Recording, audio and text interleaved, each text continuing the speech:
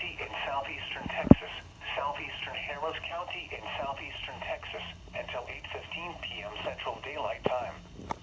At 5:15 p.m. Central Daylight Time, Doppler radar and automated rain gauges indicated heavy rain due to thunderstorms.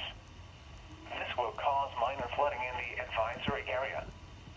Some locations that will experience flooding include Pasadena, Pearland, League City, Baytown, southeastern Missouri City, Texas City, Friendswood, Lockport, Deer Park, Alvin, Dickinson, South Houston, Seabrook, Galena Park, Webster, Manville, Beach City, Kemah, Fresno, and South Belt Ellington.